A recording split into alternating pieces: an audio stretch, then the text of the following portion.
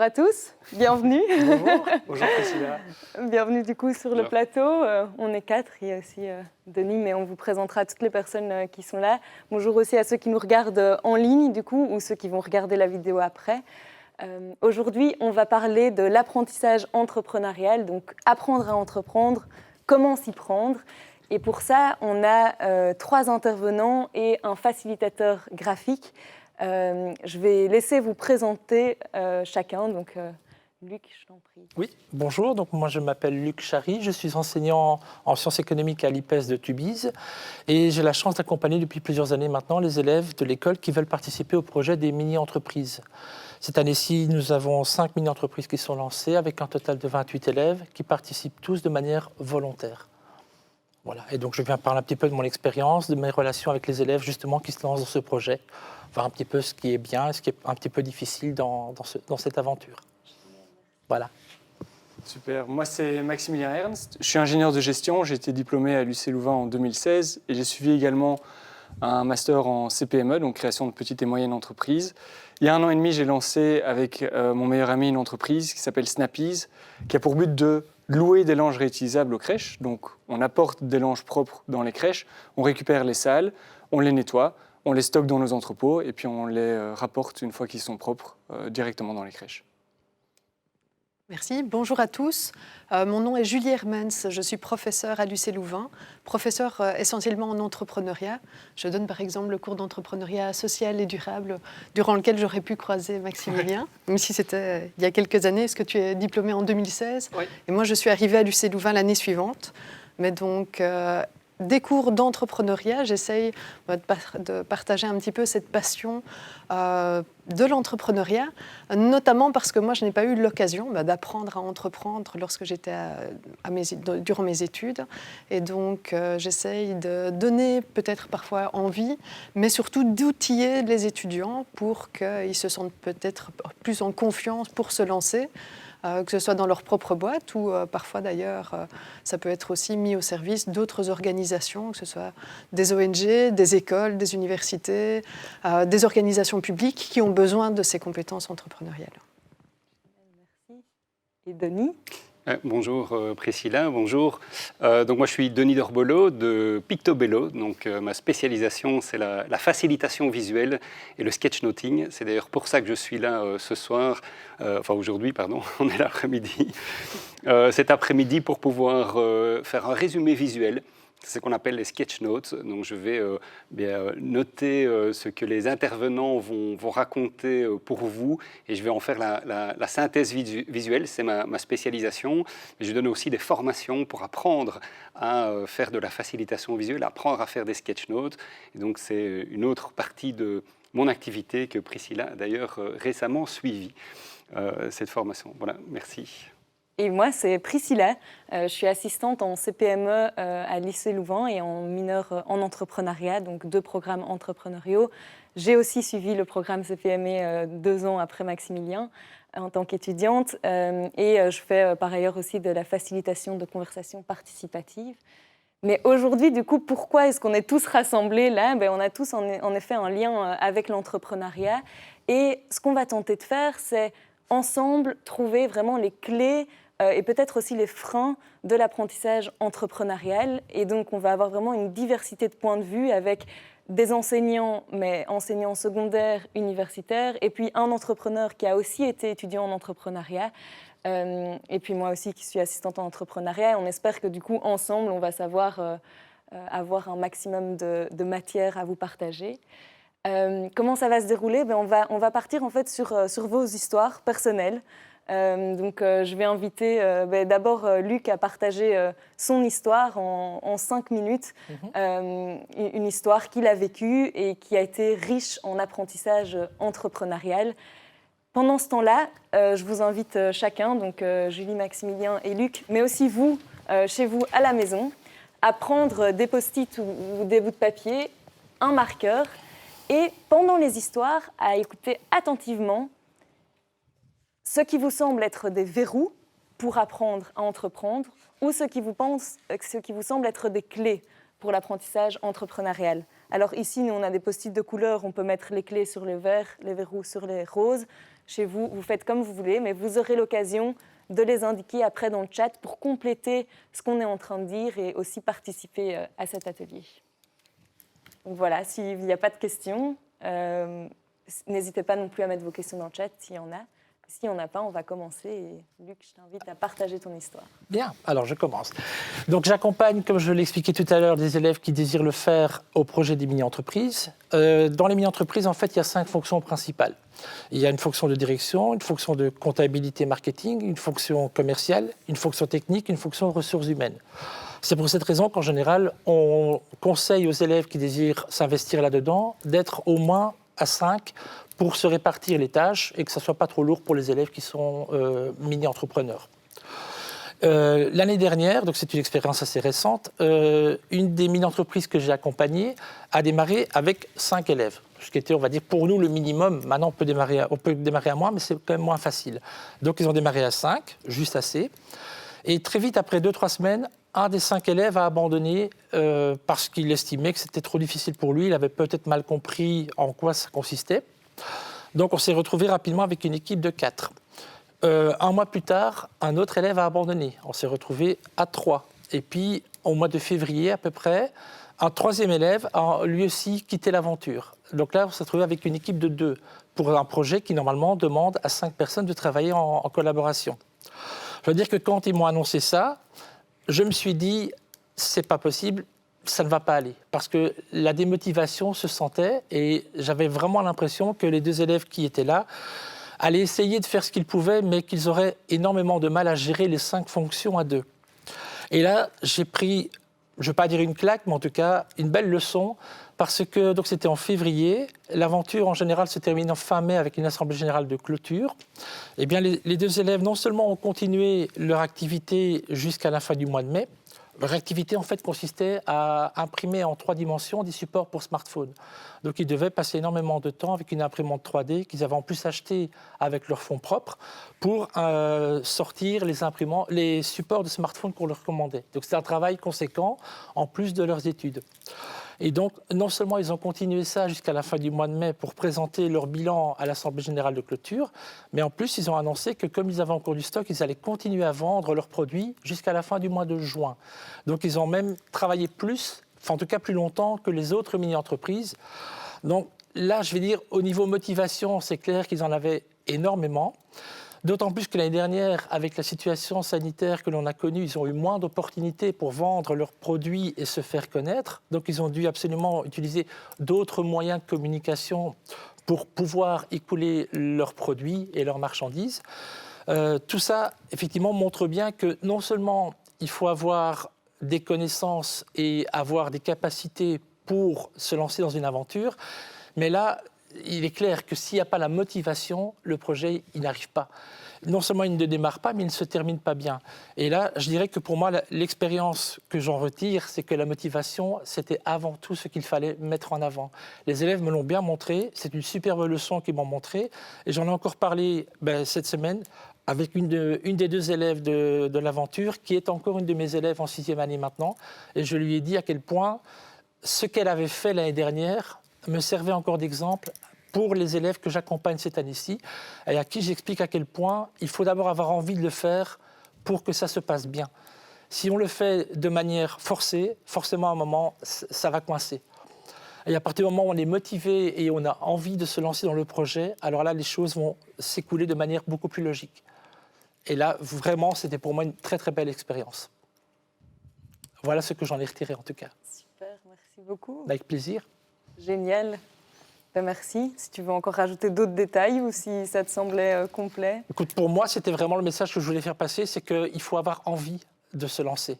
Il ne faut pas avoir peur des freins éventuels et des soucis que l'on peut connaître, parce que les élèves avaient non seulement lancé une étude de marché, donc ils avaient contacter d'autres élèves, des professeurs, des personnes extérieures pour avoir des avis. Donc ils savaient que leurs produits plaisaient. Ils savaient que la gamme de prix qu'ils proposaient était intéressante. Mais ils ne s'attendaient pas à ce qu'il y ait des défections en cascade dans leur équipe. On va dire que c'est un écueil qui était absolument impossible à imaginer. Il s'est malgré tout présenté à eux et ils l'ont surmonté. Donc la volonté, je dirais, c'est avant tout ça qu'il faut mettre en avant. À partir du moment où on veut y arriver, je pense que ça peut apporter énormément et ça peut aider à surmonter beaucoup de difficultés dans l'entrepreneuriat et dans l'activité d'entrepreneur. Voilà, c'est mon impression en tant que professeur. Merci. Est-ce que vous avez des questions à poser pour compléter l'histoire ou bien... Peut-être une question de détail. Oui. Donc, c'était des supports pour les téléphones. C'est ça. Est-ce qu'ils ont vu une augmentation de la demande, notamment avec les cours en ligne? Parce que j'imagine que lorsqu'on travaille avec son smartphone, en tant qu'étudiant, on est content d'avoir un support pour nous filmer. Alors, il est clair que l'année dernière, nous avons travaillé personnellement dans notre école une semaine sur 2, nous étions à distance. Donc les élèves étaient une semaine sur 2 à la maison. Et forcément, à ce moment-là, on avait beaucoup plus besoin de moyens audiovisuels et entre autres de mettre une tablette ou un smartphone en fonction. Alors, on va dire que c'était une opportunité. C'est qu'on avait plus besoin d'utiliser ce matériel-là chez soi. On avait envie d'être un petit peu plus cosy. Et ces supports sont bien tombés. Personnellement, j'en ai acheté 2. Un pour moi et mon épouse m'en a commandé un parce qu'elle a vu à quel point c'était intéressant. On pouvait en plus personnaliser sa couleur, le format. Les prix étaient attrayants. On ne dépassait pas les 10-12 euros. Franchement, c'était du très beau travail. Et c'est vrai que ta remarque est pertinente. L'année dernière, c'était une belle opportunité pour proposer ce produit parce qu'il y avait une demande peut-être un petit peu plus importante qu'on aurait pu le croire. Et tu penses que les étudiants, enfin les jeunes qui ont participé à ce projet, tu crois qu'ils ont une vision un peu différente de la crise par rapport, grâce au fait d'avoir vécu cette opportunité, ou en tout cas une vision plus nuancée de la crise, ou pas forcément? Il aurait peut-être fallu qu'ils aient commencé leur activité avant la crise pour pouvoir faire un comparatif entre les deux. Ici, quand ils ont commencé, nous étions déjà dans une situation sanitaire difficile, donc ils ont fait leur activité totalement en situation de coronavirus.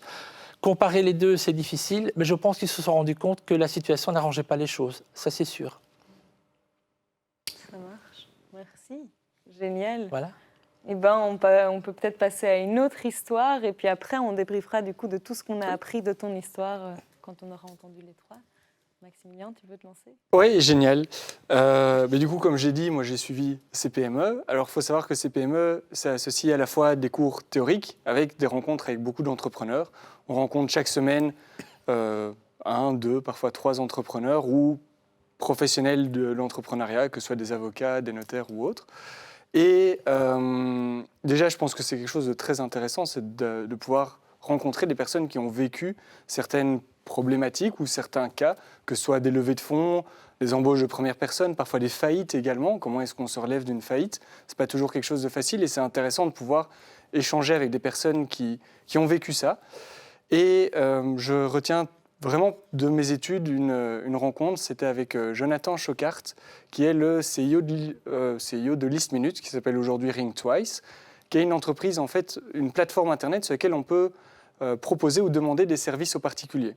Concrètement, j'ai besoin de faire tondre ma pelouse, je mets ça sur leur site Internet et quelqu'un va venir se proposer pour le faire et je peux sélectionner en fonction des prix demandés, etc.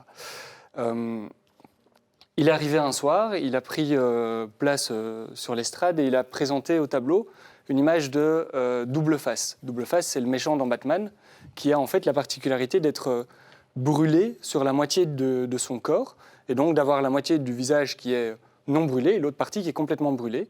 Et dit, je vais vous raconter une histoire. Il y a quelques mois de ça, la RTB vient sonner chez List Minute et dit, on aimerait faire un reportage pour le JT de 19h30, est-ce que ça vous dit? Ni une ni deux, forcément, ils sautent dessus, ils y vont. Et le reportage se passe, le soir ils sont présentés au JT de 19h30, les visites sur le site internet explosent, les demandes d'inscription suivent également, et du coup ils se disent « Ok, génial, magnifique, notre entreprise est lancée, on va pouvoir vraiment grandir ». Le lendemain matin, premier appel à la première heure, le SPF Finance ou une autre entité fédérale chargée des impôts qui leur dit « Mais en fait, vous faites la promotion du travail au noir, vous n'avez pas le droit de faire ça, vous fermez votre site internet directement, c'est fini ». Et donc à ce moment-là, c'est là qu'intervient le double face, c'est en fait de voir qu'il y a deux manières, et on peut retomber sur ce que tu as dit Luc, de prendre en fait cette claque, cette gifle, ce revers, c'est de se dire soit on abandonne, on ferme le site internet et c'est fini, terminé, on s'est bien amusé pendant 2 ans et voilà, soit on réfléchit et comment est-ce qu'on peut faire pour aller plus loin ? qu'est-ce qu'on peut mettre en place. Et alors, ils ont plutôt été dans cette voie-là, et c'est super, parce qu'aujourd'hui, ils sont une vingtaine, je pense, de collaborateurs chez List Minute. Ils se lancent à l'international, donc ils ont vraiment une belle croissance depuis quelques années. Et en fait, ils ont travaillé justement avec l'État, avec des avocats, pour mettre en place des lois qui permettraient aux particuliers de pouvoir le faire. Alors ça, c'est un exemple, mais c'est vraiment quelque chose que moi, j'essaie de faire au quotidien dans Snappease. C'est chaque fois qu'on prend une décision, on sait qu'on peut avoir un revers par rapport à ça. Il ne faut pas que ça freine, bien au contraire. Il faut que ce soit juste une méthodologie pour aller plus loin, pour se dire, OK, concrètement, comment est-ce que, si ça arrive, qu'est-ce qu'on peut faire ? Comment est-ce qu'on réagit, etc. Et ce n'est pas un frein, c'est vraiment juste une autre manière de penser. Et c'est venu de ces échanges avec des entrepreneurs, de ces échanges avec des professionnels de l'entrepreneuriat. Et je pense que c'est vraiment important qu'on a une idée, qu'on a une envie, non seulement de la partager, mais de discuter avec des gens. Et des entrepreneurs, il y en a plein, il y en a partout autour de nous. Il suffit juste même un coiffeur, un plombier, ils sont au final des entrepreneurs qui ont lancé leur entreprise. Discuter avec eux de comment ça se passe et comment on fait quand on veut créer une entreprise tout simplement, ça peut déjà lever beaucoup de freins et permettre d'avancer un peu plus là-dessus. Génial. Merci. Est-ce que vous avez des questions, Luc et Julie, à poser à Maximilien sur l'histoire ? Je ne sais pas si c'est peut-être déjà plus loin qu'une question de clarification. Est-ce que je la pose quand même ? Dis-moi, Tu peux la Priscilla. poser quand même pour aller un peu plus loin. Et je viens un petit peu peut-être mettre là où ça a fait mal pour ces PME aussi. Parce que finalement, ce que tu as plus retenu, c'est un rôle modèle. C'est le fait que durant tes heures de cours, tu as pu rencontrer cet entrepreneur. Et est-ce que tu penses que finalement, ça aurait pu très bien se passer en dehors de tes heures de l'université, ou est-ce que tu penses que le fait d'être dans un lieu dédié à l'éducation à l'entrepreneuriat amenait une facette un peu différente ? Je pense que si j'avais jamais suivi ces PME, déjà très certainement, je ne me serais jamais lancé et j'aurais jamais rencontré Jonathan. Donc, c'est sûr que c'est un facilitateur. C'est clair et net, ça nous permet de rencontrer ce genre de personnes.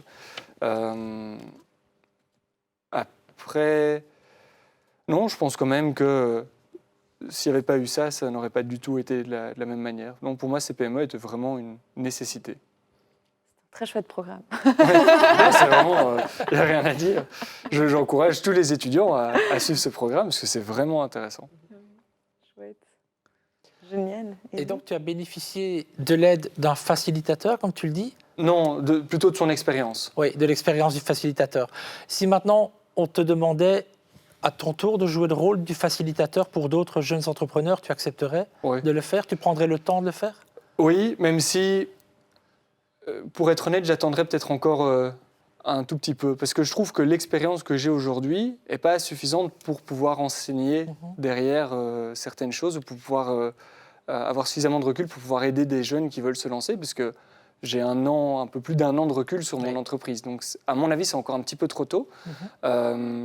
Mais c'est clair que l'année prochaine, et je le dis ouvertement, mais ça Priscilla l'entend très bien, mais je suis tout à fait disponible pour être coach pour les CPME, si jamais il faut, parce que je sais que chaque année, ils recherchent des coachs, et pour encadrer l'équipe d'étudiants. Et l'année dernière, ils m'avaient contacté, mais c'était vraiment trop tôt. Et si l'année prochaine, ils recherchent, moi, je suis partant, donc c'est clair. Prends note. Je crois que c'est noté. Oui, c'est clair. C'était autre chose, mais ça m'inspire en tout cas. Ouais, moi, le coach que j'ai eu en CPME, Frédéric, je ne sais plus son nom de famille, on l'appelait Frédéric, voilà, m'a vraiment aussi ouvert l'esprit, mais là, plus sur des aspects financiers. Très vite de réfléchir à de la rentabilité, à des calculs, à dire oui, mais si tu veux vendre ça, comment est-ce que ça fonctionne parce qu'en fait, on voulait, en tant que CPME, notre entreprise était d'élever des insectes et d'en faire de la nourriture pour des poissons issus de pisciculture. Parce qu'aujourd'hui, quand on mange du saumon, 9 fois sur 10, il provient de fermes qui viennent de Norvège, d'Écosse ou que sais-je. Et en fait, ces poissons sont nourris avec des poissons qui sont pêchés dans les océans. Donc on pêche des poissons pour nourrir des poissons qu'on va manger. Et c'est un peu aberrant d'un point de vue écologique. Et donc on s'était dit, OK, au lieu de favoriser cette surpêche, on va essayer d'élever des insectes et le faire. Alors on a élevé des insectes, c'était très sympa dans les locaux de l'UCL. On a eu des locaux à disposition. Mais très vite, du coup, Frédéric est arrivé avec une idée de rentabilité et de calcul, et pas juste de se dire on a une idée, ok, let's go, on avance, mais on a une idée, est-ce qu'elle est rentable?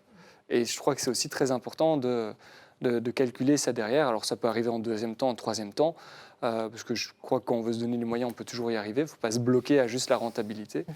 Mais c'est clair que c'est des ouvertures d'esprit qu'il faut avoir.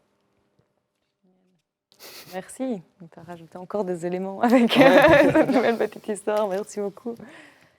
Julie, est-ce que tu veux nous partager ton histoire? Oui. Je vais vous partager une histoire avec en personnage central une notion que j'aime vraiment beaucoup et qui pour moi est essentielle en entrepreneuriat, c'est la notion d'empathie.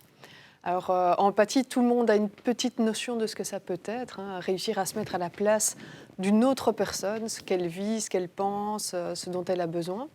Et c'est donc une notion qui va être essentielle en entrepreneuriat, parce que c'est au travers de l'empathie que l'entrepreneur va pouvoir développer une solution qui répond réellement à un besoin et qui ne va pas juste adresser des symptômes.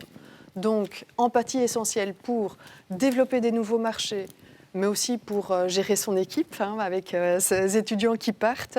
Peut-être qu'il y a eu un problème d'empathie. Maintenant, je ne vais pas m'avancer. Essentiel aussi pour négocier avec les partenaires. Lorsque toi, tu vas rencontrer les communes, si tu ne te mets pas à leur place, mais comment faire pour les convaincre? Même chose avec vos puéricultrices. Comment anticiper les peurs de rougeur sur les fesses des enfants, etc. Exactement. Donc, empathie pour enrichir le projet. Le souci, c'est que quand on présente empathie à nos étudiants en entrepreneuriat, de façon théorique en tout cas, évidemment, pour eux, c'est obvious, évidemment, l'empathie, c'est important. Mais est-ce qu'ils vont vraiment l'appliquer dans leur projet ? C'est pas toujours aussi sûr. Et donc, dans le cadre d'un de nos cours, avec ma collègue Amélie Jacquemin, mais aussi avec Julien Hanard, qui est un expert en ludopédagogie, donc le jeu au service de l'éducation, on a décidé de développer tout un atelier où on allait travailler l'empathie, mais directement en mettant les mains dans le cambouis avec nos étudiants. Et donc, ce petit moment de vie que je voulais vous partager, lié à l'éducation et à l'entrepreneuriat, se passe durant un de ces ateliers. Un des exercices consiste à demander à un groupe de 6-7 étudiants de dessiner ou d'écrire quelque chose. Mais évidemment, il y a un twist. Ils ont un seul crayon, ou un seul gros crayon, qu'ils vont manipuler à l'aide de 6 ficelles. Donc il y a autant de ficelles qu'il y a d'étudiants. C'est un crayon collaboratif. Et ensemble, ils doivent se mettre à distance pour écrire des choses. Et une des instructions est la suivante. Je leur demande, dessinez-moi une maison dans laquelle je me sente bien. Alors, ni une ni deux, ils commencent à dessiner tous ensemble. Et là, qu'est-ce qui se passe? Plutôt que l'empathie, on retombe sur la projection. Je projette mes propres besoins, mes propres préoccupations, mes propres préconceptions sur le papier, littéralement. Et donc ici, les préconceptions de la maison, c'est quoi? Si vous devez dessiner une maison, comment est-ce que vous le faites? Un carré. Exactement. Le carré, le rectangle. Si tu es un petit peu artistique, le petit rectangle pour faire la cheminée et le petit nuage au-dessus. Et pour certains qui veulent quand même se différencier, un petit jardin et un garage. Ouais, un garage. Mais il n'y en a pas un Qui est venu te demander. Pas un qui vient me demander, Madame, c'est quoi pour vous une maison dans laquelle vous vous sentez bien? Et donc là, le piège, on venait de passer toute une matinée à parler d'empathie, de son importance pour l'entrepreneuriat, à marteler la façon dont ils pourraient l'utiliser dans leur projet, et paf, ils retombent dans le piège. Mais ce qui est essentiel ici, c'est que justement, ils tombent dans le piège, ils s'en rendent compte, ils se relèvent et ils apprennent. Et donc, avec un peu de chance, ils ne l'oublieront pas. Et empathie resteront enfin dans leur projet. En tout cas, c'est l'objectif. Alors, si je dois retrouver les éléments essentiels de cette histoire, pour moi, il y a un premier élément essentiel qui est le concept, la notion théorique, empathie, qui va transformer le regard de l'apprenant. Ici, on va apprendre à entreprendre et on va le faire de façon plus intelligente encore qu'avant grâce à une nouvelle paire de lunettes qui va permettre cette fois-ci d'attirer l'attention sur empathie. Donc, premier élément, vraiment le concept théorique, en tout cas qui m'est cher, qui va permettre aux étudiants, on l'espère, de mieux voir l'entrepreneuriat et d'agir de façon plus intelligente. Deuxième élément pour l'éducation à l'entrepreneuriat, ce serait une pédagogie activante. On met les étudiants, les apprenants en situation pour qu'ils mettent les mains dans le cambouis, qu'ils se plantent dans un environnement plus ou moins safe et qu'ils disent « Ah, tiens, oui, je suis tombé dans le piège et peut-être que je n'y tomberai pas. » Donc, le concept, l'activation, et puis un troisième élément qui est un petit peu plus réflexif peut-être, c'est que si on parle d'empathie, notamment avec nos étudiants, ça amène aussi à un petit changement de posture en tant que professeur. Comment faire pour nous, en tant que prof, mettre en place ces notions d'empathie et faire preuve nous-mêmes d'empathie? Et ce n'est pas plus facile pour le prof que pour les étudiants qui sont tombés dans le piège, soyons clairs. Et donc ici, ça amène peut-être un changement de façon de faire, un changement de posture. Peut-être plutôt que d'avoir un contenu figé, fixe, qu'on a envie de transmettre à nos apprenants pour l'apprentissage de l'entrepreneuriat, on a plutôt une conversation qui évolue selon justement les besoins des personnes qui sont en face de nous, qui veulent apprendre et qui auront peut-être aussi des choses à apporter. Donc voilà, ma petite histoire. Génial, merci beaucoup. Chouette, est-ce que Luc, tu as des questions ou quelque chose donc, qui vient... au niveau de l'empathie que tu expliques et que tu enseignes à tes élèves, est-ce que tu leur dis que l'empathie est importante à tout moment dans la vie d'entreprise ou bien est-ce qu'il y a des moments où c'est plus important, plus primordial qu'à d'autres? Alors, moi, je suis persuadée que c'est important dans la vie quotidienne, pas que pour les entrepreneurs, aussi en tant que maman, en tant que prof, en tant que participant ici dans cette table ronde. Par contre, si je dois mettre le point sur un moment clé où l'empathie est intéressante et importante dans la démarche entrepreneuriale, c'est en tout début de parcours. Souvent, nos étudiants, ils ont vécu un problème, ils ont vécu eux-mêmes une frustration qu'ils veulent adresser. Et donc, ils ont déjà leur solution en tête. Et souvent, ils veulent très, très, très rapidement aller tester leur solution. Or, nous, au travers justement de cette notion d'empathie, on leur dit hey, doucement, doucement, est-ce qu'il y a vraiment un problème? Est-ce que ce n'est pas vous qui êtes en train de projeter vos propres problèmes sur les autres? Peut-être qu'il n'y a que vous qui avez ce problème-là, ou en tout cas à avoir cette perception du problème. Et donc, première étape, avant même de parler de la solution, avant de vouloir la forcer dans la gorge des usagers que nous allons rencontrer, assurons-nous qu'il y a un problème, que nous l'avons bien compris et qu'on va pouvoir partager cette perception qui soit la plus riche possible. Donc, avant d'aller à la solution, retourner à la source, au problème. Et je pense que c'est là que l'empathie a toute sa puissance et tout son potentiel pour l'entrepreneuriat. Génial. Bien. Et du coup, la maison confortable, pour toi, elle ressemble à quoi? Ça va pas être facile à dessiner à 6. C'est pas facile, non, c'est pas facile. Mais je pense que juste un box, tu vois, c'est un petit peu comme dans Saint-Exupéry. Dessine-moi un mouton. Tu me dessines une box et à l'intérieur, il y a plein de coussins, un petit peu comme ici. Du partage. Pas facile quand même avec 6 cordes. Hein. Non, c'est très bien. C'est génial. Tu allais demander quelle serait la marque de la voiture dans le garage. Non. T'es venu à vélo. Ah non, c'est toi qui es venu à vélo. C'est moi qui suis venu à vélo. Non, c'est vrai. Une autre instruction, par exemple, on leur demande de faire 3 plus 3. Ouais. Donc c'est tout simple, 6. Sauf que si tu es à 6 ou 7 autour de la table, pour certains, c'est un 6, pour l'autre, c'est le 9. Ah oui, oula. Donc, il faut se mettre d'accord sur le sens. C'est génial. De nouveau, ça amène la question de la perception. Et de la collaboration aussi. Tout à fait. Génial. C'est génial. Eh ben merci, c'était riche en tout cas de cette expérience. Luc, je vois qu'il y a plusieurs mots parfois, plusieurs idées sur le même post-it ou c'est une idée par post-it? C'est une idée, mais que j'exprime en plusieurs mots pour alors être un petit peu plus clair. Ça va, c'est parfait, c'est parfait. Mais du coup, je vais vous inviter à me donner vos post-it et alors je vais les mettre ici. Je me rends compte que j'ai beaucoup plus de facilitateurs, de leviers que... Hop. Alors, ceux qui sont en ligne, qui nous suivent de chez eux, n'hésitez pas à mettre en commentaire aussi ce que vous avez retenu ou à commenter pour enrichir certaines choses qu'on va dire. Oh, mais j'en ai trop, moi, ici. Ah oui, toi, tu ne peux pas On marcher. va vous donner plein de choses, hein, là. Hop. Hop. S'il te plaît. Génial. Je te mets ça là. Ouais, J'ai super. essayé d'écrire du mieux que je pouvais. Désolé. C'est super. Attends, j'arrive. Pardon. Voilà. Mais avec le marqueur, c'est pas si facile d'écrire avec le marqueur. Ah non. Bon, C'est génial. Merci. voici les On va freins. commencer par les freins, les verrous. Voici. Merci, Luc. Et donc, le but, c'est vraiment de remélanger un peu les histoires. Et puis après, on va faire le tableau et puis on le commentera un peu. Alors, il y a quelqu'un Est-ce qui qu'on a peut mis... continuer à... Oui, on peut aussi continuer s'il y a des choses qui ne sont pas mises. Et à la fin du tableau, si on voit qu'il manque des éléments qui sont pourtant centraux pour nous, on peut les rajouter. Je vois peur d'échouer. Je ne sais pas qui... C'est moi qui l'ai mis. Et je pense que c'est... On peut facilement relier ça aussi bien aux étudiants qu'à Luc dans son histoire. C'est que Luc, à un moment donné, il a eu peur que le projet échoue. Oui.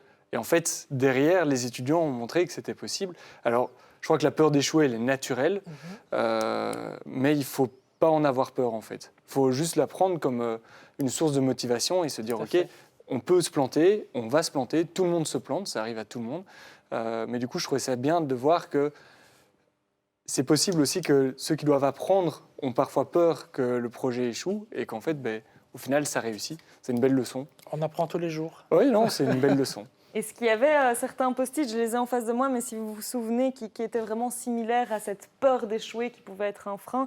Il y a rester figé, pour moi c'est un peu lié, Ouais. mais peut-être que tu voulais exprimer complètement autre chose. Oui, mais c'était par rapport aux étudiants qui partent dans une idée et qui restent dans une seule et unique Oui. idée et qui ne sortent pas spécialement de leur box et qui restent coincés dedans. Je pense que c'est très important de sortir, de confronter le marché, d'aller voir, et je l'ai noté sur un verre, j'ai écrit quelque part confronter le marché. Confronter le marché, alors je vais déjà le mettre en face. Youp. Parce qu'il faut rencontrer les clients potentiels, les acteurs qui vont rentrer en jeu, toutes ces personnes qui vont graviter autour de l'entreprise de près ou de loin.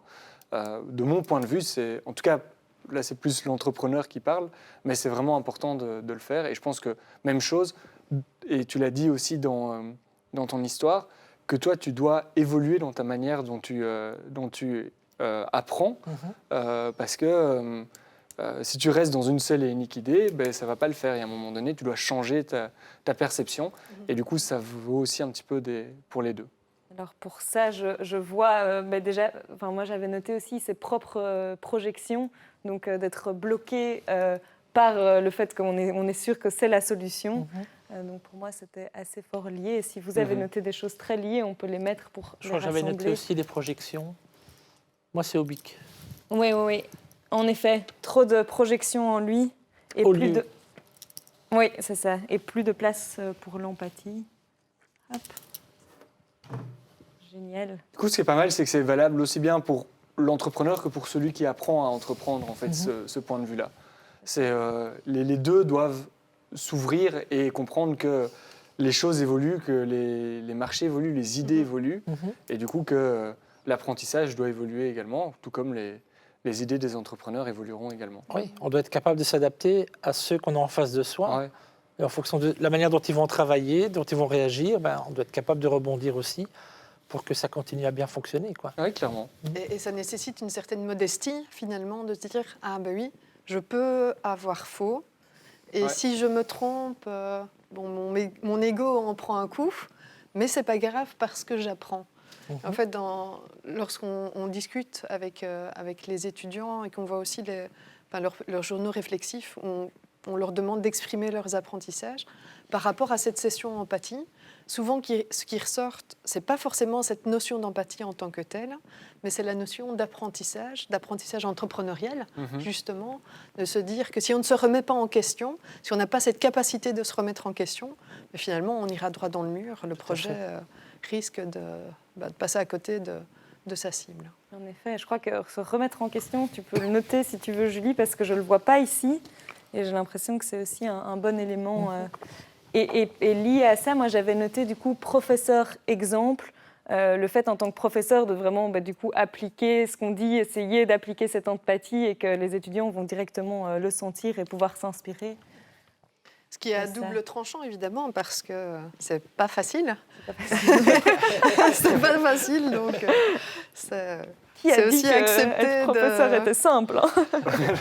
C'est accepter de se planter, Voilà. Accepter de recevoir les critiques des étudiants, des apprenants. Si c'est constructif, moi je les accepte. Ouais. C'est un peu comme être entrepreneur au final. Tu dois aussi accepter de prendre des Voilà. claques parfois. Ben oui. Exactement. C'est comme ça. Clair, c'est clair. Moi, j'avais peut-être un des facilitateurs, donc les post-it verts, en vis-à-vis de la peur d'échouer. Oui. Alors, évidemment, on peut faire le lien ici déjà avec l'apprentissage entrepreneurial et cette remise en question, parce qu'à partir du moment où on voit l'échec comme une source d'apprentissage, on peut déjà dépasser d'une certaine manière cette peur de l'échec.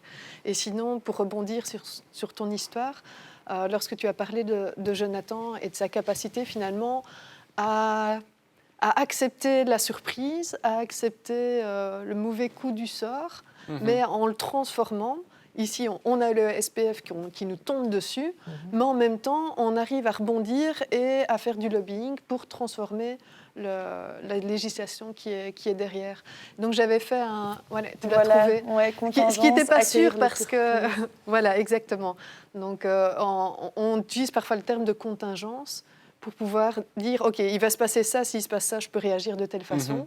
Et finalement, c'est accepter que certains éléments qu'on va voir peut-être au départ comme un échec, sont peut-être juste une nouvelle contingence, des nouvelles circonstances dont on peut tenter de profiter. Ouais. Alors c'est plus facile à dire qu'à faire, évidemment, mais dans ce cas-ci, Jonathan, je pense qu'il a réagi en ralliant ses partenaires pour pouvoir développer son projet et être toujours pertinent aujourd'hui. Oui, très clairement.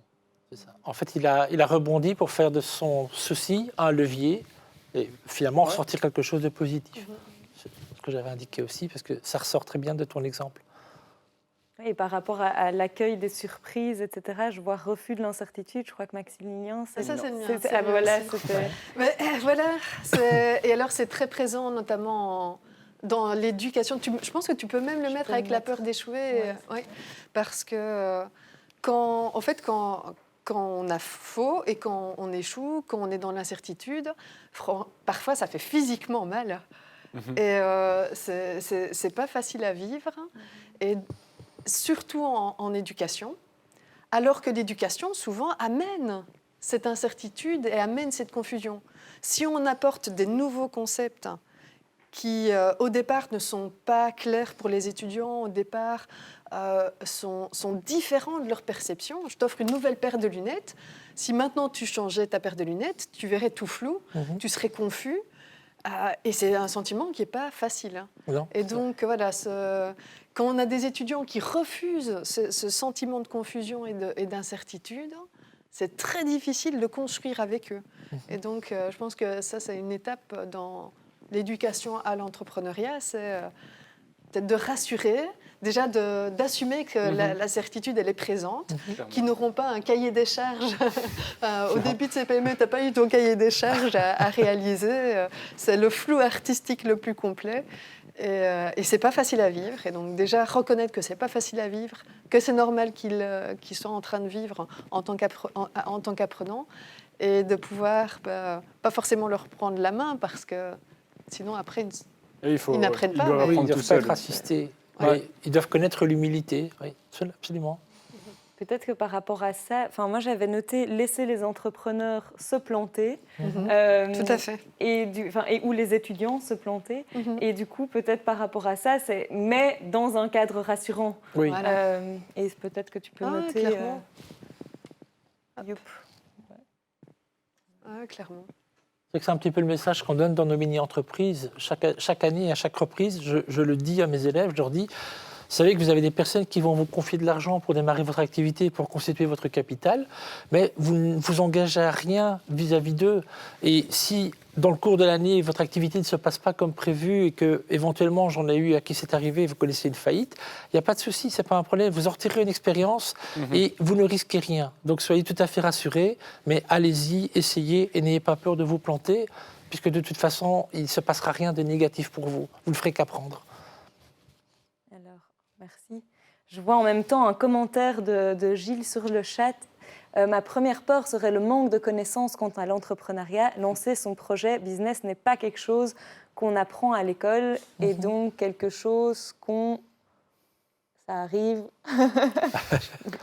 qu'on envisage lorsqu'on est étudiant.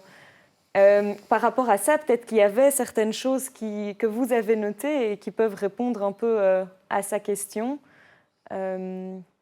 Voilà, de Gilles qui il connaît pas grand-chose, c'est pas quelque chose qu'il a appris à l'école et donc il a peur de se lancer dans la vie professionnelle, de lancer son entreprise.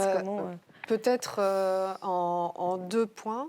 Un premier point, c'est que si, moi je pense qu'on l'apprend à l'école, mais il faut pouvoir sélectionner les bonnes formations qui répondent au bon moment aux attentes.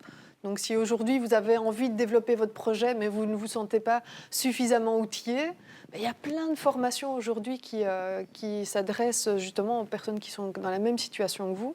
Il faut aller les chercher et puis s'appuyer sur cette formation. Donc ça, c'est un premier point. Et un deuxième point, c'est un des éléments de frein que j'avais noté, c'est que dans les médias, dans la société ici en général, on a une vision très individuelle déjà et très super-héros de l'entrepreneur. L'entrepreneur qui réussit tout, qui fait face aux dangers, qui accueille les surprises, qui les transforme en opportunités. On y participe un petit peu aussi au travers de certains des messages qu'on va discuter ici. Et donc ça peut être complètement désarmant pour quelqu'un qui n'a pas l'âme d'un super-héros, aurait peut-être quand même envie de développer son projet et se dit « Oui, mais moi, je ne suis pas Elon Musk, je ne suis pas un super-héros, je ne vais pas réussir. » Et voilà, de se dire que des super-héros, ça n'existe que dans les comics. Et par contre, des gens qui travaillent dur, qui mettent de la discipline, qui développent leur projet, ça, par contre, on va en rencontrer tous les jours, avec beaucoup de modestie. Donc avant-hier, j'ai rencontré Renaud Fréture, qui est un ancien grimpeur élagueur, donc travaillait dans la jardinerie, et qui, il y a quelques années, a été le premier à créer une école de drones. Et qui est venu partager en toute humilité son projet. Et alors, il avait aussi quelques, je ne vais pas dire des réticences, mais en tout cas quelques mises des points d'attention pour venir à l'UNIF en disant ouais, mais moi, je n'ai pas fait d'université, je n'ai pas ces éléments de théorie. Oui, mais tu as développé ton projet, tu as développé tes compétences, et c'est ça qui est finalement le plus important et qu'on a envie de partager avec nos étudiants.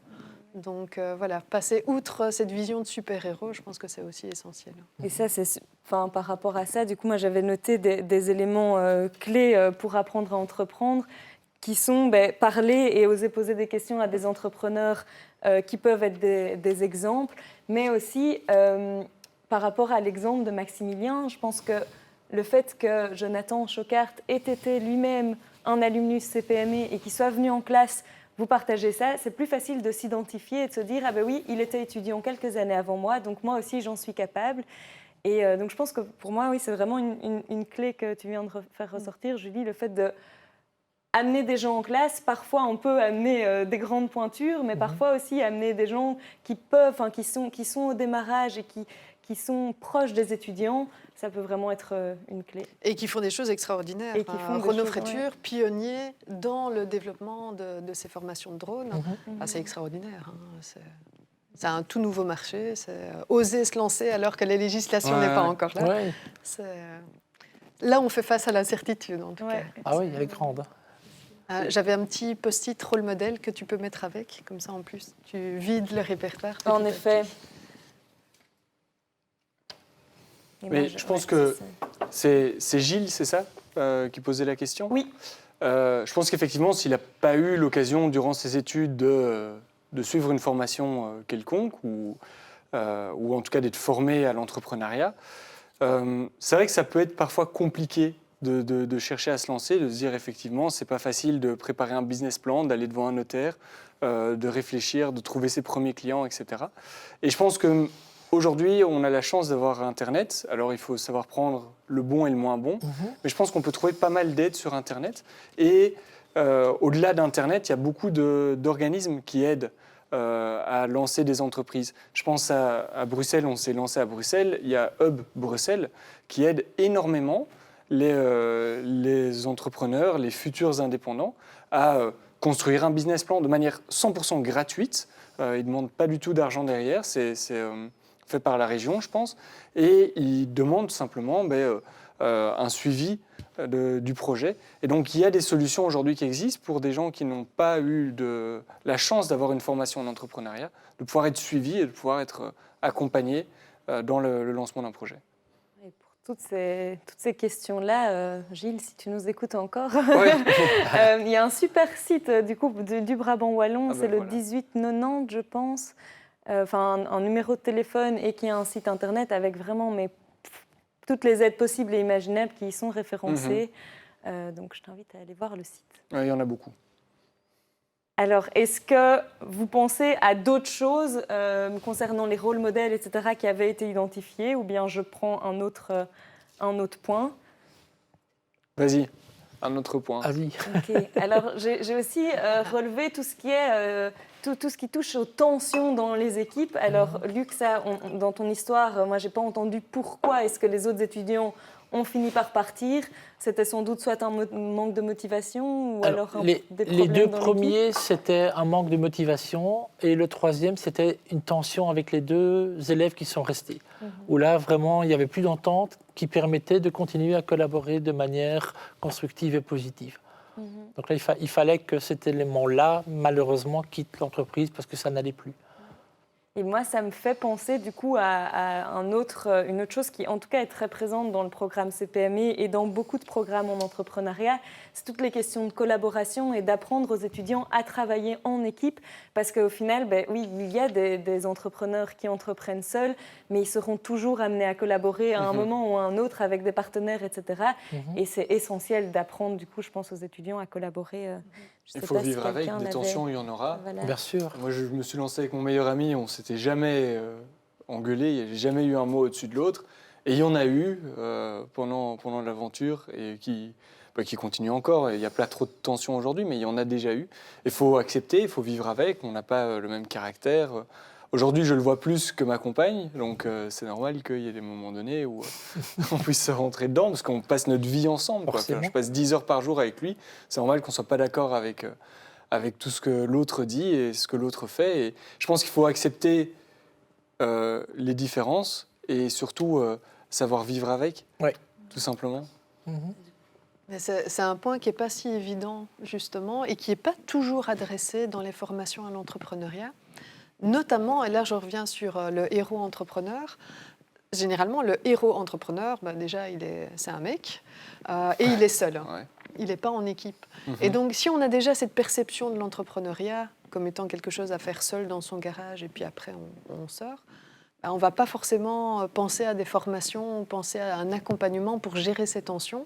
Donc voilà, c'est aussi un travail qu'on doit faire dans les formations, dans les programmes d'apprentissage, pouvoir viser cet élément-là. Et j'avais justement mis un autre post-it, je vais peut-être te le donner. Et en termes de frein, maintenant ça peut être un frein, mais ça peut être aussi un fameux levier d'action, c'est l'alignement des valeurs.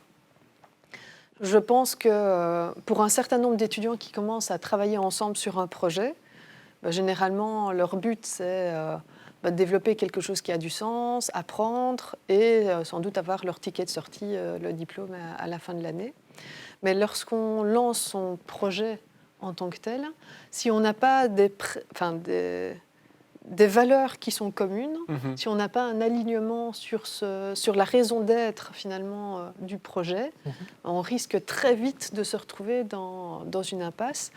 Donc voilà, ça peut être aussi un frein. Si on n'est pas aligné par rapport au projet, qu'est-ce qui se passe? Et on va le voir aussi avec certains groupes d'étudiants entrepreneurs, des équipes qui se forment pendant les études et puis qui éclatent complètement à la diplomation parce que l'un va avoir une opportunité pour aller travailler pour un grand groupe, l'autre, je fais un petit clin d'œil avec Similien, l'autre veut développer son activité, mais en faisant une entreprise sociale parce que c'est la mission sociale avant tout, et puis le troisième qui voudra peut-être aller dans une troisième direction.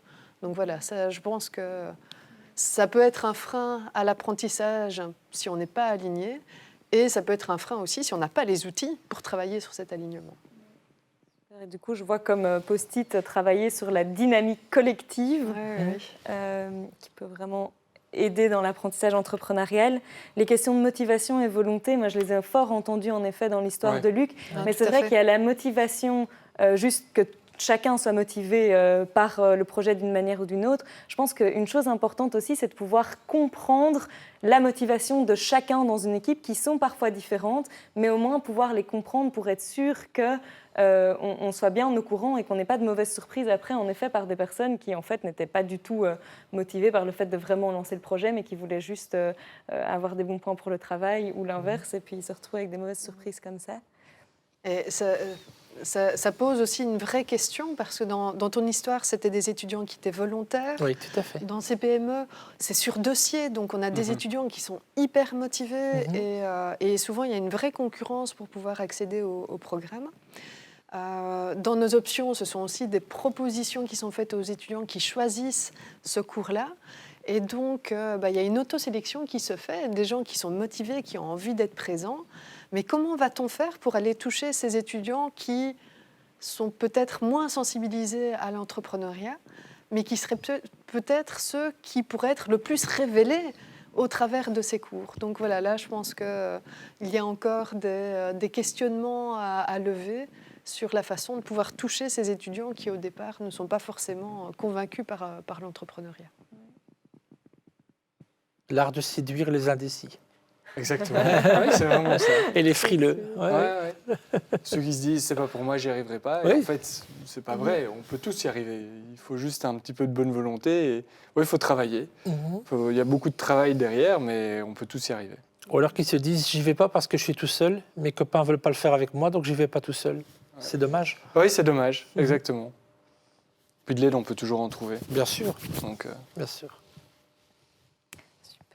Et du coup, là-dedans, j'ai vu aussi, Luc, dans tout ce qui est pour gérer la tension d'équipe, l'importance du relationnel, de l'écoute, l'esprit de partage, ça, je ne sais pas si...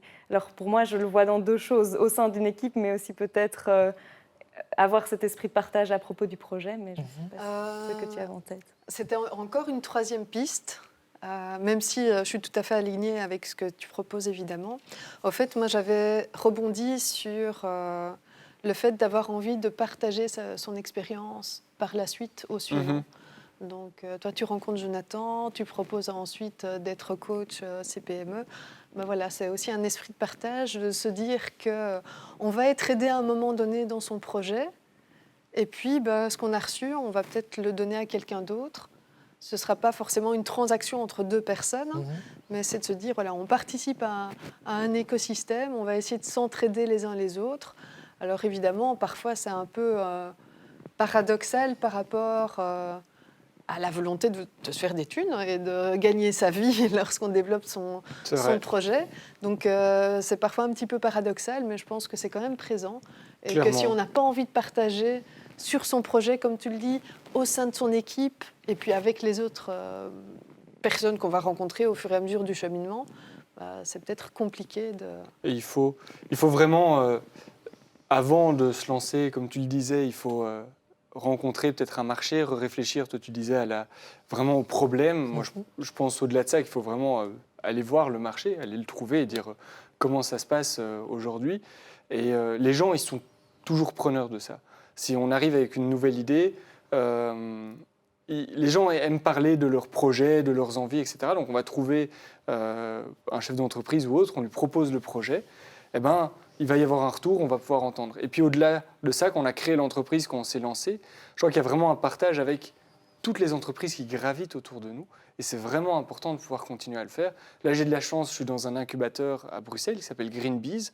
C'est vraiment une chance qu'on soit là parce que, et je ne le pensais pas au début en y arrivant, mais en fait, il y a 50, 60 entreprises autour de nous. Et le fait de pouvoir échanger avec ces entreprises, simplement de parler, ça éveille des idées, ça éveille du partage tout simplement.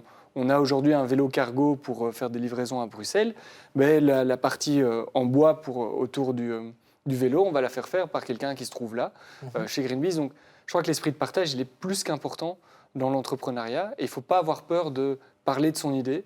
Loin de là, au contraire, quand on a une idée, go, il faut la confronter, il faut en parler, il faut en discuter. Il n'y a personne qui va vous la voler. Ou si on vous la vole, ben, ce n'est pas grave. Le monde, il est assez grand pour accueillir deux entrepreneurs qui ont une idée. Donc, il faut y aller. Et ça fait le lien avec un autre post-it, comme ça en plus j'avais mis action plutôt que idée du siècle. Oui, tout à fait. J'ai l'impression en tout cas que ça fait écho, ça résonne bien avec ce que tu proposes. Et c'est vrai que parfois on a l'impression d'avoir une idée du siècle, d'avoir l'idée la plus originale, mais au fait, souvent, cette idée, elle a déjà été eue par plein de personnes différentes. Et ce qui va faire la différence, c'est la mise en action. Et de se lancer, de se faire une place, parfois en jouant des coudes. Oui, clairement, mais, il faut. Comme tu le dis, je crois que c'était, alors je ne sais plus quel intervenant en CPME, mais qui nous avait dit, si tu as une bonne idée, il y a quelqu'un avant toi qui l'a déjà eu. Donc, c'est pas grave, il faut continuer à avancer et c'est pas un problème. Et ça, moi, j'avais soulevé du coup... Mais dans ton histoire, Julie, le fait de faire expérimenter et de mettre en situation et l'importance du coup pour tous les programmes entrepreneuriaux de ne pas rester trop dans la théorie, mais de vraiment faire agir les étudiants après certaines présentations parfois théoriques, mais de vraiment les faire tester pour qu'ils comprennent et qu'ils puissent et se planter, apprendre de leurs erreurs. Et là, on revient du coup dans tout ce qu'on disait au début. Donc faire expérimenter et mettre en situation les étudiants. Oui, et il y avait un autre élément sur lequel j'avais envie de rebondir. Tu disais qu'il y a de la place pour 2, il y a de la place pour 3, il y a parfois de la place pour 4. Et c'est peut-être aussi un changement de perception à amener, aussi, je pense, un élément clé en tout cas qui peut être vu dans un cours d'entrepreneuriat, dans un apprentissage, c'est que la concurrence, elle n'est pas toujours négative. Non. La concurrence, déjà, c'est un indice que le marché existe. Donc, le problème qu'on essaie de résoudre, il est vraiment là et certains ont déjà développé des solutions et on peut peut-être se différencier de cette solution. Un autre intervenant était venu avec l'image de la foire aux lunettes de soleil. Et il nous racontait le jour où, pour la première fois, il a visité la foire pour les lunettes de soleil et qui voyait ces centaines de milliers de lunettes devant lui avec des marques qu'il connaissait parfois, qu'il ne connaissait pas, mais chaque année, des nouvelles marques qui se développaient et qui trouvaient une place sur ce marché qui semblait saturé des lunettes de soleil. Donc voilà, n'ayons pas toujours peur de la concurrence. Si on a une bonne idée et qu'on trouve qu'il y a déjà quelqu'un sur le marché, finalement, c'est peut-être pas si mal. C'est un bon stimulant. Ouais, c'est sûr, ça stimule. Oui. Il y a encore d'autres post-it, d'autres sujets, mais alors autosélection, je ne sais pas d'où ça venait et ce qu'il y avait derrière. C'était lié à la motivation qui a déjà été citée tout à l'heure. Okay. Justement, de se dire, en tant qu'étudiant, lorsqu'il y a un cours à option ou une initiative qui est sur base volontaire, on s'auto-sélectionne dans ces différents programmes et on n'a pas forcément ces étudiants qui ne sont pas motivés au départ ou qui sont moins sensibilisés à l'entrepreneuriat. Donc voilà, c'était un des freins en tout cas que moi j'avais identifié. Pas été mis. Génial. Et alors là, Luc, toi tu avais encore un autre point aussi, manque d'informations sur certains points stratégiques. Oui, c'était un petit peu sur ce que tu avais expliqué lorsque tu as eu la réaction du SPF te disant que ce que tu faisais s'apparentait à du travail au noir. Donc il y avait des informations dont peut-être tu n'avais pas eu écho, des choses qui te manquaient et qui t'auraient permis peut-être d'avancer directement dans la bonne voie. Voilà.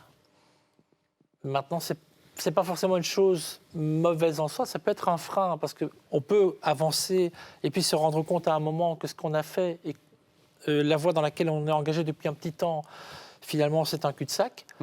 Mais encore une fois, il faut en profiter pour rebondir et faire finalement autre chose. Se dire, OK, j'ai essayé, ça n'a pas marché, c'est pas toujours de ma faute, c'est parce que j'avais pas l'information. Bon, c'est comme ça, mais ça ne veut pas dire que mon activité s'arrête. C'est juste que je veux orienter, je vais aller dans un autre sens, et puis voilà. Donc c'est un frein, mais c'est pas un feu rouge. C'est juste qu'il faut faire attention, ça peut arriver, et puis après on continue, et on fait autre chose.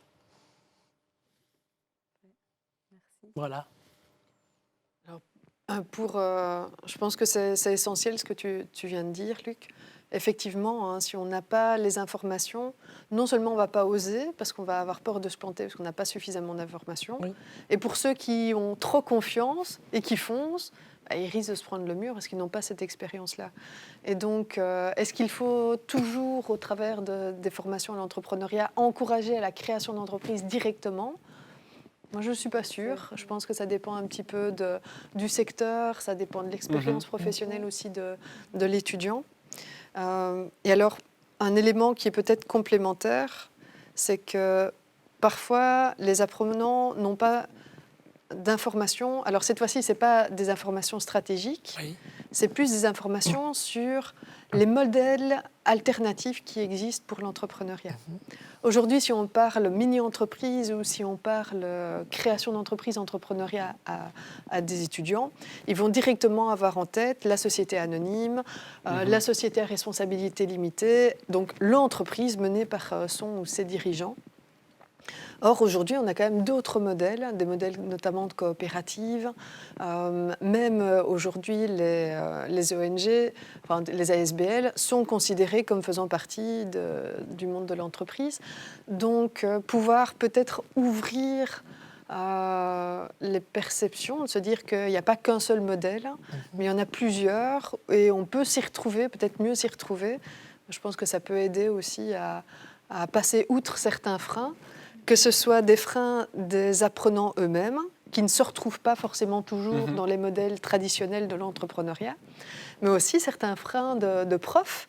Moi, je suis persuadée que tu as des collègues autour de toi. Il ne faut pas leur parler de mini-entreprise parce que voilà, ce n'est pas les messages qu'ils ont envie de faire passer à leurs étudiants. Et alors, j'avais été aussi surprise de certains commentaires qui étaient très corrosifs et anti-entrepreneuriat, notamment lorsqu'on annonce des formations pour les enseignants entreprenants, où on va se dire mais pourquoi est-ce qu'on a besoin de ça ? Est-ce que les enseignants doivent être entreprenants ? Est-ce que les enseignants sont des entrepreneurs ? Ben voilà, je pense que ça permet aussi de se dire il y a plusieurs modèles, on peut s'y retrouver et on ne va pas essayer de forcer un modèle capitaliste à tout prix sur certains projets. Génial, merci. Alors, je vois encore plein d'autres. Ouais, c'était celui-là. Après, il y a j'en ai encore vu d'autres mais qui sont vraiment de nouveaux éléments un peu hors sujet. Oui, j'arrive au bout. Alors, ça modèle va, j'en ai encore un alternatif petit peu. invisible, mais ça, c'est plus voilà, après, à côté d'informations. Parce que je vois encore d'autres éléments qui sont un peu hors de ce qu'on a dit et qui sont un peu nouveaux par rapport à notre discussion. Mais il y avait une chose, quand tu as rajouté ton histoire, Julie, que je trouvais intéressante. Tu parlais de la mise à disposition, au final, de locaux que les étudiants, ils avaient testé leur projet au sein de l'université. Et pour ça, non, c'était toi avec les insectes. Oui. Voilà, c'était toi avec les insectes. Comme quoi, tu avais eu du coup un local à l'université pour aller mettre tes insectes, etc. Et pour moi, c'est aussi un des éléments assez clés, en tout cas en CPME. On a des locaux pour les étudiants, pour qu'ils puissent se réunir, inviter des experts ou quoi, mais aussi filmer leurs prototypes, voire tester les prototypes. Pour l'instant, dans les locaux CPME, il y a des vieux vélos que des étudiants sont en train de réparer, d'électrifier parce que c'est leur projet. Et offrir cet espace, tant de rencontres pour les équipes que aussi avec du matériel, même de prototypage ou quoi, je pense que ça peut être un grand boost. Et alors ici, je vois timeline, mais ça, je ne sais pas ce que c'était. Mais c'était par rapport à ton expérience, enfin en tout cas ce que tu offres à tes élèves, c'est l'idée de pouvoir déterminer dans le temps quelles vont être les différentes étapes en fait. Ne pas se dire un projet entrepreneurial, c'est pas il faut remettre un business plan demain. Non, c'est tout un cheminement qui prend du temps et je trouvais ça intéressant que tu as cité qu'en fin d'année il y avait un conseil d'administration, mais j'imagine qu'il y a toute une série d'étapes qui sont faites au fur et à mesure, un peu comme quand on rédige un mémoire ou autre, mais on a toute une série d'objectifs qu'on se met à court terme qui nous permettent de faire un seul gros projet. Et je trouve ça intéressant du coup de se dire qu'un projet entrepreneurial, c'est pas un énorme projet, c'est toute une série de petits projets et ça nous permet de démystifier le fait que c'est quelque chose de très compliqué de se lancer parce que si on le prend étape par étape, en fait tout se suit et tout a du sens. Et du coup, je trouvais ça vraiment bien qu'il y ait, enfin, tu l'as juste dit par rapport à le conseil d'administration en fin d'année, mais qu'il y a une échelle de temps dans l'apprentissage. En fait, il y a tout un parcours que l'on soumet aux élèves et on leur explique pas à pas, à partir du moment où ils créent leur entreprise, même avant, à partir du moment où ils réfléchissent à l'idée jusqu'à l'Assemblée générale de clôture, toutes les étapes par lesquelles ils doivent passer. Donc s'ils suivent ce plan, je veux dire, on les prend par la main. Voilà. C'est vraiment ça. Et ça les rassure parce qu'ils se disent, je suis sûr de ne pas passer à côté de choses essentielles. Ils voient très bien sur les échéances, ils doivent aussi remplir des déclarations de TVA, payer des charges ONSS, donc ils savent qu'à certains moments, il faut respecter le calendrier, et tant pis, si cette semaine-là, il y a une interrogation, ils doivent consacrer du temps à ça. Mais autrement, le reste du temps, pendant toute l'année, on les accompagne, on leur rappelle régulièrement pour leur dire, voilà, vous êtes largement dans les temps, mais n'oubliez pas que dans 2 semaines, il y a ça à faire. Et comme ça, je veux dire, c'est beaucoup plus digeste. Oui, tout à fait. Parce que je pense que ça peut vraiment être un frein à l'idée d'entreprendre. C'est quand on voit la quantité de travail que ça représente, c'est énorme. Tu parlais des déclarations de TVA, et c'est vrai, rien que ça, le fait de créer son entreprise, de penser au plan financier, puis après les premiers clients, les premières élaborations de produits ou de services, etc. Comment ça se passe? C'est des montagnes d'heures de travail. Et le fait de pouvoir les préparer et les connaître à l'avance, entre guillemets, je trouve ça génial. C'est vraiment une bonne chose à faire. C'est rassurant. Oui, vraiment, c'est rassurant. Ça doit être ça. Quand j'entends accompagnement, alors on a parlé de la timeline, mais j'entends aussi que dans les mini-entreprises, du coup, vous accompagnez chaque équipe. Et j'avais ici coach, mentor aussi, que je vois sous les yeux. Ma fonction, c'est coach dans la mini-entreprise, c'est ça. Et ça, peut-être que tu peux dire un mot là-dessus, parce que je pense que dans tous les programmes, on est tous familiers avec ça. Mais ici, en fait, mon rôle, dans un premier temps, c'est d'abord de leur présenter le projet et de les séduire pour qu'ils participent au projet, puisque c'est sur base volontaire, mais en leur expliquant bien dès le début qu'en fait, je vais les accompagner du début à la fin. Je suis là lorsqu'ils participent aux réunions, on se réunit 1 fois par semaine sur un temps de midi à l'école. Lorsqu'en dehors de ça, ils ont des questions, ils peuvent toujours me contacter, je suis là pour les accompagner, et puis pour leur rappeler aussi les choses qu'ils auraient éventuellement oubliées, leur rappeler qu'il y a des formalités à remplir. Mais en même temps, ils ont beaucoup d'indépendance de leur côté. Donc, je suis là pour les accompagner, je suis leur coach, mais je ne suis certainement pas là pour les remplacer. Je leur rappelle bien que s'ils ne font pas le boulot, ce n'est pas moi qui vais le faire à leur place. Moi, je suis juste là pour leur dire quelles sont les lignes directrices à suivre. Et à partir de là, le reste, c'est eux qui gèrent. Et c'est comme ça qu'ils se répartissent les tâches. Certains, peut-être, s'investissent plus que d'autres, mais l'équipe avance. Certains plus vite que d'autres, peu importe. Mais ils ont un objectif final et ils y arrivent. À partir de là, ils sont contents parce qu'ils ont vécu une belle expérience. Voilà. Oui, en effet, cette posture de coach, de ne pas être là pour faire à la place, mais de plutôt poser des questions et aiguiller. Et alors, c'est un rôle pour moi qui est vraiment encore différent de ce dont on parlait avant, du rôle modèle, parce qu'un coach est assez proche de l'équipe, mais va plutôt accompagner, il ne va pas spécialement déballer, lui, toute son expérience. Ce n'est pas du témoignage, c'est plus du questionnement sur ce qu'eux font. Il va te challenger. En tout cas, le coach qu'on avait eu en CPME nous challengeait tout le temps. Oui. Déjà, le premier challenge, il nous mettait rendez-vous à 6h du mat chez lui. Donc, déjà, tu es là, waouh. OK. Et comme ça, pour lui, le matin, tu avais les idées claires, l'après-midi, tu les as pas. Et Jeff Bezos pense la même chose et je trouve ça génial. Nous, aujourd'hui, quand on a une réunion importante, on l'a fait avant midi. Parce qu'après-midi, généralement, on est un peu plus... difficile. C'est parfois un peu plus compliqué. Et... mais il challengeait tout le temps. Dès qu'on avait une nouvelle idée, il y avait les 7 pourquoi, où il demandait tout le temps, OK, pourquoi on fait ça? Et chaque fois qu'on répond, il dit, OK, pourquoi est-ce que tu fais ça? Et jusqu'à 7 fois, pour vraiment essayer de voir si on a creusé suffisamment et si, au final, on peut rejoindre peut-être avec l'idée de valeur, si on arrive à avoir quelque chose de cohérent au niveau des valeurs, parce qu'au final, quand on pose cette fois la question pourquoi, on va sortir de quelque chose de micro, on va se tourner vers quelque chose de macro, et ça va nous permettre de voir si on est tous cohérents avec notre manière de penser. C'est aussi un outil d'empathie, hein, finalement. Ça permet aussi Ouais. de comprendre. Ouais. Est-ce qu'on a tous la même réponse du pourquoi? Exactement. C'est peut-être là qu'on va se Oui. rendre compte Et que quand on est en équipe et on qu'on croyait parler de la même chose, mais finalement c'est ça. peut-être pas. Ou au contraire, on se disputait, est-ce qu'on voulait chacun imposer des labels différents, mais en fait on pensait à la même chose. Alors, je reviens sur les mini-entreprises parce qu'il y a une question dans le chat. Est-ce que tous les étudiants peuvent participer aux mini-entreprises organisées dans les écoles provençales? Oui. Oui, et les élèves aussi me posent la même question en me disant « Tiens, je ne suis pas en sciences éco, est-ce que je peux faire les mini-entreprises ?» Et je leur dis « Il n'y a absolument aucun souci, puisque nous leur expliquons ce qu'ils doivent faire et nous les accompagnons dans les démarches. S'il y a des choses qu'ils ne connaissent pas, il y a des webinaires, il y a des formations, ils ont des rencontres avec des experts qui leur permettent justement d'apprendre ce qu'ils ne connaissent pas. Il y a la plupart des élèves qui font les mini-entreprises, cette année-ci, j'en ai 28 qui y participent. La plupart d'entre eux ne savent pas ce que c'est qu'un payer une TVA, qu'est-ce que payer des cotisations sociales. Ne fût-ce qu'étudier un produit, faire une étude de marché, créer un petit sondage, ils sont pratiquement à zéro à ce niveau-là. Donc on leur explique comment ça fonctionne. Et à partir de là, ils élaborent tout ça eux-mêmes. On les accompagne pour quand même qu'ils soient dans le bon. Mais ils apprennent énormément de choses par eux-mêmes. Et c'est ouvert à tous. Moi, je le donne à tous les élèves qui sont en 5e année. Mais sinon, quelle que soit la formation, je le propose à des élèves de l'enseignement général, technique et professionnel. Tous peuvent y participer, chacun a une richesse à apporter, qu'il ait une connaissance économique ou pas, peu importe, c'est sa richesse personnelle qui compte. Et ce qui manque, nous on l'apporte.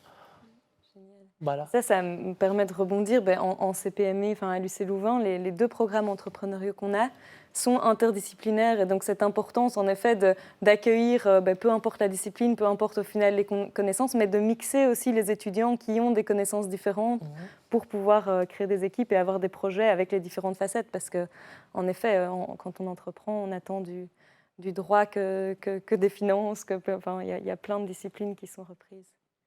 Il y a encore une autre question, quel type de produits sont développés par les élèves? Si tu peux donner un ou deux exemples. Oui, donc cette année, nous avons 5 mini-entreprises et en fait, on leur laisse vraiment le libre choix dans le produit qu'ils vont proposer.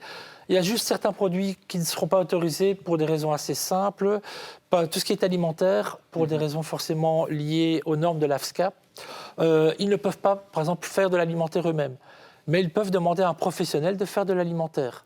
Ils peuvent, par exemple, l'année dernière, on a une mini-entreprise qui a fait ça. Ils ont imaginé une bière bio sans alcool. Ils ont imaginé le produit qu'ils ont fait faire par un professionnel. Donc ça, c'est possible. Le cosmétique est aussi réglementé, encore une fois, pour des raisons de santé. Évidemment, pas de produits illégaux, c'est logique. Autrement, pour le reste, ils sont tout à fait libres de proposer ce qu'ils veulent. Cette année-ci, par exemple, j'ai une entreprise qui propose des sacs biologiques personnalisables, une autre qui propose des pulls qu'ils vont aussi personnaliser avec des logos. Donc les élèves ou les personnes intéressées leur donnent un logo, peuvent leur donner un fichier avec un logo et ils vont le reproduire sur un pull. D'autres vont faire des bougies qu'ils vont personnaliser, la couleur, la taille que l'on désire, des bijoux en résine. Et la 5e entreprise va proposer des stylos en bois, des bics en bois, qui peuvent aussi être gravés selon les désirs du client ou de la cliente. Donc voilà, ça peut vraiment aller dans tous les sens. Et c'est ça qui est bien. Donc l'année dernière, comme j'ai dit tout à l'heure, il y avait des supports de smartphones. Mais je veux dire, selon les volontés des élèves, au début, on les aide à trouver les idées. Ils ne se rendent pas compte qu'ils ont plein d'idées, donc on les aide par quelques ateliers à trouver des idées. Et puis après, on sort le produit qui va marcher. On les aide à faire une étude de marché pour qu'ils réalisent que le produit est faisable ou pas, que la gamme de prix qu'ils envisagent est faisable ou pas, est acceptable ou pas. Et à partir de là, ils se lancent. Ils se lancent et je les accompagne pour qu'ils se lancent dans des meilleures conditions. Voilà. À l'université, on attend des produits que des services aussi, Oui. dans les projets des étudiants. Donc c'est hyper varié. Oui, ça peut être aussi des services. Une mini-entreprise, par exemple, proposait, mais c'était il y a quelques années, de graver de numériser des diapositives qu'on leur soumettait. Ah, oui. Vous voyez, des choses comme ça. Bon, maintenant, on peut acheter ces produits-là dans un magasin de manière assez facile. Auparavant, c'était un peu moins évident, donc ils proposaient ces services-là. Voilà. Avant d'en finir avec les post-it, j'avais encore un dernier post-it. Les autres, c'est des qui ont déjà été mis sous d'autres noms. Il y avait la visualisation et les histoires. Donc, dans la double face, le fait de montrer des images et puis d'aller raconter une histoire inspirante qui peut vraiment aider à l'apprentissage de manière générale et à l'apprentissage en entrepreneuriat. Et c'est aussi quelque chose qu'on vient de faire, en fait. Donc, on espère que ça aura fonctionné par les histoires, que vous aurez appris pas mal de choses. C'est une bonne manière de retenir aussi facilement. J'ai vraiment encore cette image de double face que je me souviens de Jonathan. Je pense que je ne sais pas si je le reconnaîtrais s'il passait à côté de moi dans la rue. Par contre, je me souviens tout à fait de l'image de double face qu'il nous a montrée. Donc, Ça marque. Voilà. Oui, ça marque. Et la visualisation permet aussi parfois de faire passer des idées qui sont complexes. Je pense par exemple au cours d'entrepreneuriat social et durable, où les étudiants essayent de faire face à des problèmes énormes comme la pollution, les injustices raciales, les injustices de genre. Ce sont des problèmes qui peuvent sembler tellement énormes qui ne pourraient pas être adressés par les étudiants qui se disent « mais comment est-ce que je vais changer ça ? Je ne vais pas tout régler d'un seul coup ». Et au travers de la visualisation, au travers du sketching, comme Denis, tu es en train de nous préparer, finalement, on arrive à représenter un système, même s'il est complexe, et de pouvoir dire « ah, moi, je voudrais bien aller avoir un effet là ». Et de pouvoir choisir là où on voudrait bien agir et développer son projet. Alors évidemment, ce n'est pas une baguette magique, mais ça peut aider dans cette démarche pour essayer d'appréhender ces situations qui sont parfois trop complexes que pourraient être décrites avec des mots, des arguments. Merci beaucoup. Ça fait beaucoup de contenu quand on revoit, je ne sais pas si vous la voyez chez vous, mais en tout cas, nous, on l'a face à nos yeux, la sketchnote de Denis, et il y a plein d'éléments qui partent un peu dans tous les sens. Je crois que ça a été bien dense en information. Mais du coup, pour pouvoir faire un peu une synthèse de tout ça, je vais vous proposer à chacun de repartager une chose qui vous a marqué et qui, pour vous, est vraiment essentielle pour l'apprentissage en entrepreneuriat. Voilà, vous pouvez, ou alors je vous laisse 2-3 minutes pour réfléchir à ça, ou Maximilien. Moi, je pense que c'est aussi bien important quand on veut entreprendre que quand on veut apprendre à entreprendre, c'est l'idée de jamais rester coincé dans une seule idée. C'est toujours se remettre en question, se demander si on est vraiment en phase avec les personnes à qui on s'adresse, que ce soit le marché, les clients, soit les étudiants ou les personnes qui veulent apprendre. Et l'idée de toujours réfléchir à la manière, à ce qu'on doit dire et au message qu'on veut faire passer, puisque c'est un message qui va évoluer.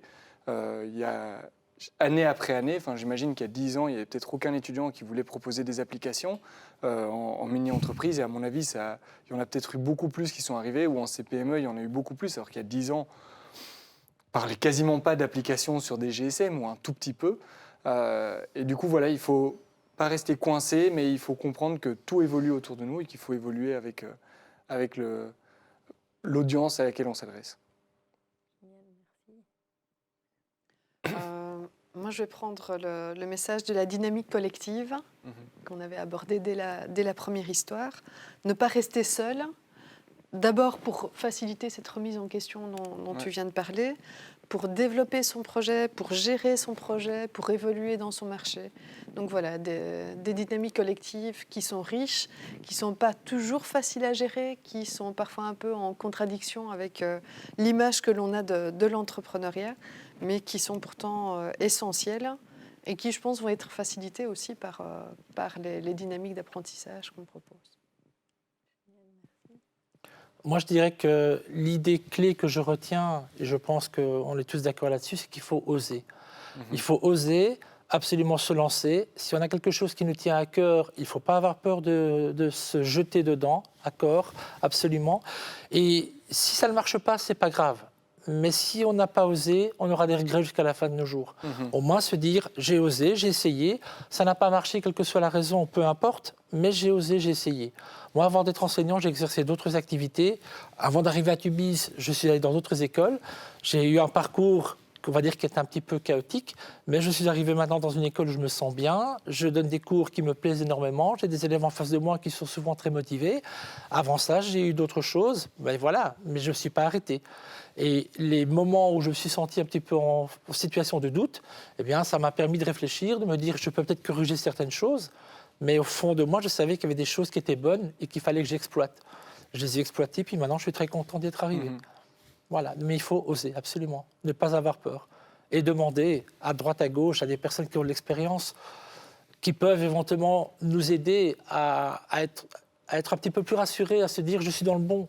Ou alors, là, je peux faire quelque chose très vite pour corriger très vite le tir et me lancer encore plus facilement et encore plus aisément dans le projet qui me tient à cœur. Merci. Avec plaisir. Denis, alors tu es en plein sketchnote, mais je ne sais pas si toi aussi, il y a quelque chose que tu peux partager ou pas. Oui, tout à fait. Hop. Merci. Donc moi, je suis aussi entrepreneur parce que finalement, j'ai lancé mon activité Pictobello, donc j'ai aussi une expérience là-dedans. Il y a quelque chose que je n'ai pas entendu ici et qui pour moi est extrêmement puissant comme levier, mais ça a été abordé façon transversale. De manière intermédiaire, c'est le réseau. C'est faire appel à son réseau de networking. Et ça, j'ai découvert ça pour avoir été moi-même d'abord très solitaire. J'aime bien travailler seul, c'est vraiment mon trip, j'adore ça. Mais j'ai découvert il y a 2 ans, au moment où j'ai lancé Pictobello, que la force du réseau, c'est-à-dire avoir un carnet d'adresses développé, oser aller vers d'autres entrepreneurs pour créer de la valeur ensemble, pour créer du business ensemble, pour moi, ça a été déterminant dans mon activité. Et donc, j'ai rejoint un club de business. J'ai suivi des formations en networking, c'est-à-dire comment est-ce que je crée du lien avec les autres pour mon business, comment j'ose aller vers les gens. Et ça a été vraiment déterminant. Et je retiens à ce que tu dis. Parfois, il y a des opportunités qui se créent simplement parce qu'on ose aller trouver une autre personne, parce qu'on croise dans la rue quelqu'un où on se dit « mais je le reconnais, c'est lui le directeur ou le CEO de telle entreprise ». Et je dis « mais qui je suis moi pour aller lui parler ?»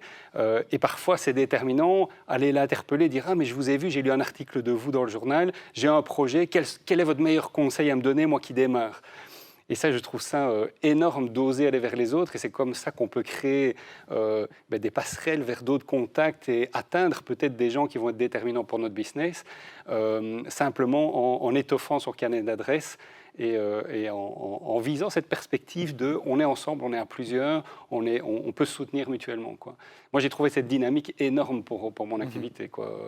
Travailler ensemble et pas seul dans son coin. Voilà, pour moi, c'était un point clé que je voulais partager au regard de ce que j'ai entendu. Donc, j'ajouterai certainement cette 4e dimension comme étant mon point clé, en tout cas, en ce qui me concerne comme entrepreneur. Merci à tous. Ben, moi, j'ai 3 messages clés, des messages clés pour s'adresser à vous qui nous écoutez. Mais avant, je voudrais vraiment vous remercier tous les 4, du coup, pour votre présence, vos partages. Et j'espère que les auditeurs ont pas mal retenu tout ça. Merci, avec plaisir. Et du coup, moi, je vous invite, les auditeurs, là, si vous êtes enseignants, et ben ici, voilà, il y a Julie, il y a Luc, moi qui suis aussi assistante à l'UC Louvain. On est dans l'enseignement à l'entrepreneuriat, donc n'hésitez pas à nous contacter pour échanger sur les pratiques et sur les pédagogies à adopter. Si vous êtes étudiant, sachez qu'il y a de plus en plus de programmes, que ce soit en secondaire, il y a les mini-entreprises, à l'université, en bachelier, à l'UC Louvain, en tout cas, il y a la mineure en entrepreneuriat, en master, il y a le programme CPME, et quasi toutes les universités offrent maintenant un programme entrepreneurial.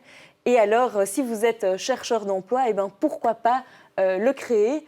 Et pour démarrer, je vous inviterai du coup à prendre un bout de papier, à noter toutes les idées qui vous passent par la tête, à en sélectionner une et à en parler dans les 24 heures, parce que ça, c'est aussi une des clés qu'on a abordées d'ailleurs, le fait d'oser parler et communiquer sur son projet pour recevoir des retours.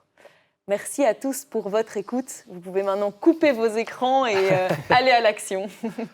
Au revoir. Au revoir. Merci. Merci beaucoup.